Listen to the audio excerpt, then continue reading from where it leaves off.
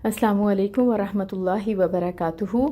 आज अल्हम्दुलिल्लाह अल्लाह ताला की तौफ़ीक़ के साथ आज हम अपना नेक्स्ट लेसन करने जा रहे हैं, दैट इज़ लेसन नंबर 4। कल हमने अपना पहला मखरज पढ़ा था और आज हम अपना दूसरा मखरज पढ़ेंगे, लेकिन ये मखरज पूरा नहीं कराऊंगी क्योंकि ये दूसरा मखरज है। यहाँ पर ये हमारा सेकंड मखरज है। इसका नाम है हरूफ़ हल्क़ी, ठीक है। और इसमें ये 6 हरूफ आते हैं, हमज़ा हा, आइन हा, गैन खौ, ठीक है। इसकी डिटेल्स अभी हम देखते हैं। मैंने आपको ये स्लाइड दिखानी थी क्योंकि हम इस तरीके से सारे मखारिज सीरीज़ को लेके चल रहे हैं, तो हम अपने सेकंड स्टेप पे पहुंच गए हैं अल्हम्दुलिल्लाह। हरूफ़ हल्क़ी की इक़साम। हरूफ़ हल्क़ी की 3 इक़साम हैं। नंबर 1 पे है अक़्सउल हल्क़। अक़्सा जो है ये हल्क़ के दूर वाले हिस्से को कहते हैं जो सीने की तरफ होता है, ठीक है।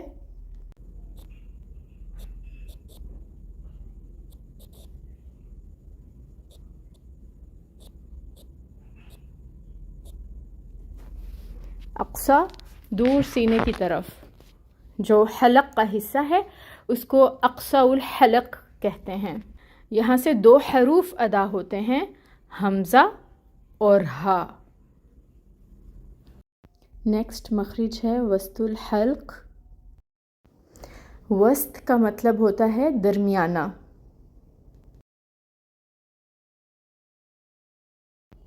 जो बिल्कुल दरमियान वाला हिस्सा होता है हल्क़ का, वो वस्तुल हल्क़ कहलाता है और इसको central part of the throat भी कह सकते हैं आप।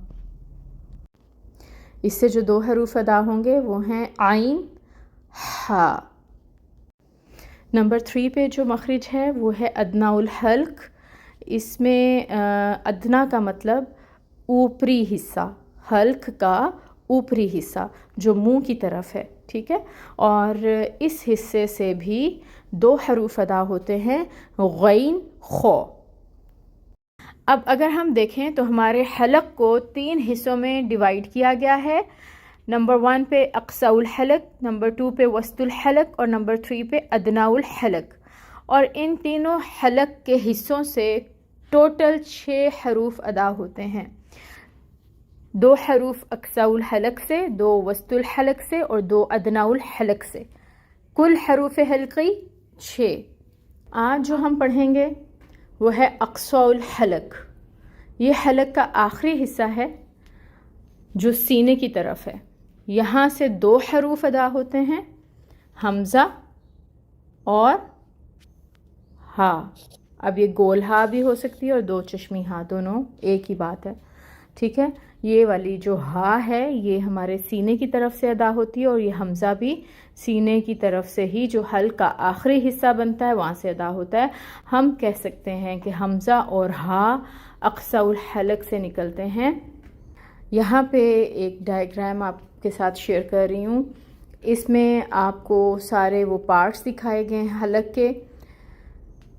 अक़्सउल हलक़ आज हमने किया है, ये farthest part of the throat है, जो सबसे दूर हलक़ का हिस्सा है जो सीने की तरफ बनता है वो है, ठीक है। फिर वस्तुल हलक़ है, middle part of the throat है, यहाँ से निकलते हैं ये 2 हरूफ ऐन हा। और फिर nearest part of the throat है जो ऊपरी हिस्सा है, ये अदनाउल हलक़ कहलाता है और यहाँ से 2 हरूफ अदा होते हैं, गैन खौ, राइट। तो कि इंशाअल्लाह ताला अब आपको ये जो हल के 3 हिस्से हैं इनका बखूबी पता चल गया होगा कि अक़्सउल हलक़ कहाँ है, वस्तुल हलक़ कहाँ है और अदनाउल हलक़ कहाँ है।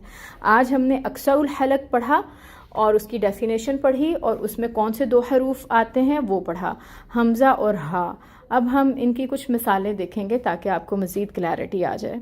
सबसे पहले हम हमज़ा को देख लेते हैं और इसकी मिसालें देखते हैं। ये अच्छा, आपने एक बात ध्यान में रखनी है कि अगर अलिफ है और उसके साथ हरकत लगी हुई हैं, जैसा कि यहाँ पे भी मेंशन की गई हैं, ज़बर, ज़ेर और पेश की हरकत, तो फिर ये हमज़ा है। अगर कोई हरकत नहीं है, ठीक है, अलिफ पे कोई हरकत नहीं है तो फिर हम उसको अलिफ बोलेंगे, लेकिन अगर अलिफ पे कोई हरकत लग गई तो फिर वो हमज़ा बन जाएगा। جیسے یہاں پہ حمزہ پہ زبر، زیر اور پیش کی حرکات ہیں، تو یہاں پہ ہم پڑھیں گے اس کو آ، ای، او، آ، ای، او۔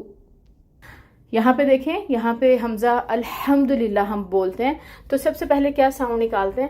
آ، الحمدللہ، تو سب سے پہلے کیا آ رہی ہے؟ آ کی ساؤنڈ آ رہی ہے۔ اسی طرح اللہ، تو یہ ہمارے پاس ہو گئی حمزہ کی حرکت کے ساتھ مثالیں، حمزہ ساکنہ کی مثالیں۔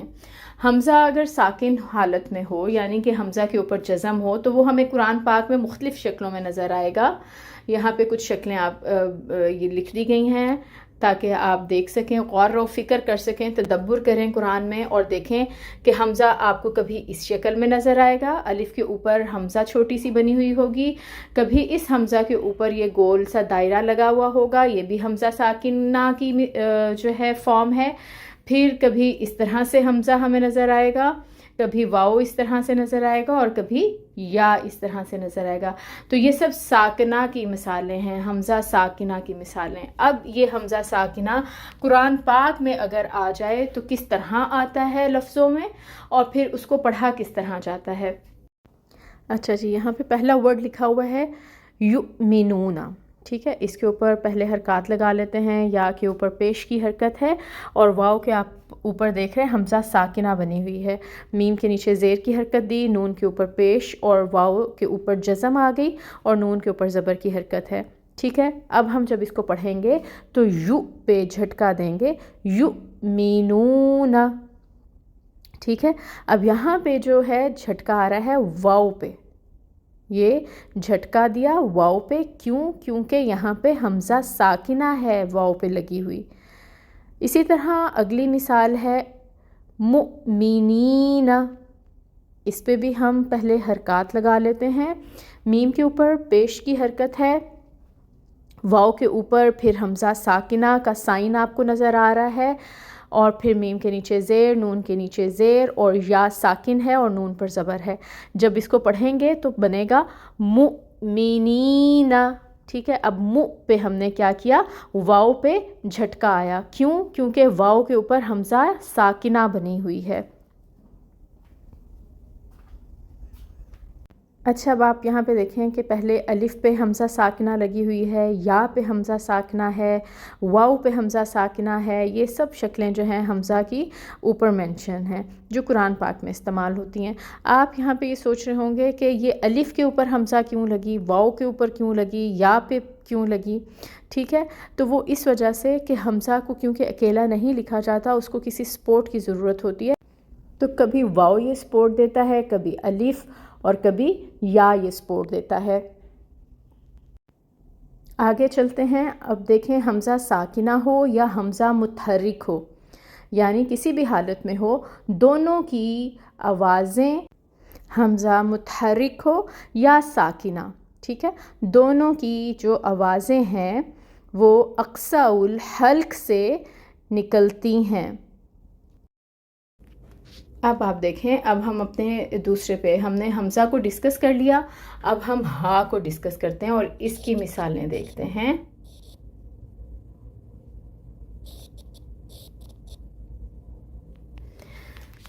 ہا، یہاں پہ دیکھیں، جب ہم اس کو پڑھیں گے تو کس طرح پڑھیں گے؟ حمزہ زبر کے ساتھ ہا، گول ہا، تو یہ بنے گا آہ، ای، اوہ، آہ، ای، اوہ، ٹھیک ہے۔ یہ ہماری سینے سے آواز آ رہی ہے۔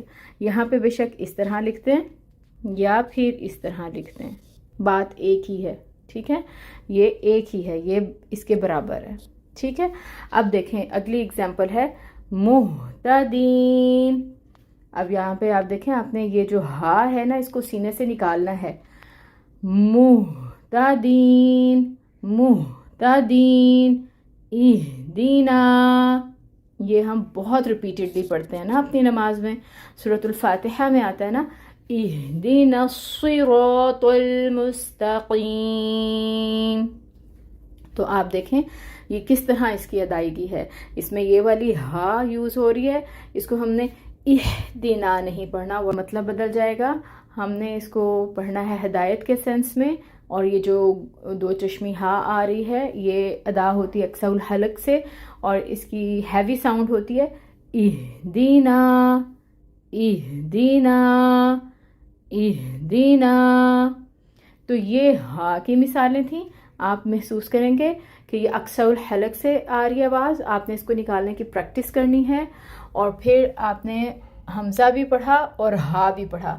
یہ ہمارا جو تھا دوسرا مخرج تھا، اور اس کا ہم نے ایک پارٹ کر لیا آج حروف حلقی کا، ٹھیک ہے۔ اب آپ یہاں پہ دیکھیں کہ آپ نے ایک چیز دھیان میں رکھنی ہے۔ اب دھیان میں آپ نے کیا رکھنا ہے کہ یہ جو حمزہ ہے نا، اس کی آئین جیسی آواز نہیں ہونی چاہیے، ٹھیک ہے۔ کیسی ہوتی ہے ہم نے بھی ادا کی تھی کہ اگر حمزہ ہو تو اس کی ساؤنڈ کیسی آئے گی، ا ای او۔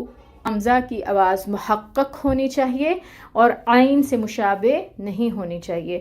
اسی طرح اگر یہ والی ہا ہے یا دو چشمی ہا ہے تو اس کی ساؤنڈ ہا سے مختلف ہونی چاہیے۔ اب اہدینا، اس کی ساؤنڈ اہدینا اس طرح نہیں ہونی چاہیے، یہ والی ہا نہیں ہونی چاہیے۔ چلیں جی ٹھیک ہے، اس کے ساتھ ہی آج کا لیسن ہم اینڈ کرتے ہیں۔ اللہ تعالیٰ سے دعا ہے کہ اللہ تعالیٰ آپ سب کے لیے اس سبق میں بہت ساری آسانیاں کریں، آمین۔ سبحانک اللہم و بحمدک اشہد ان لا الہ الا انت استغفرک و اتوب الیک۔ السلام علیکم ورحمۃ اللہ وبرکاتہ۔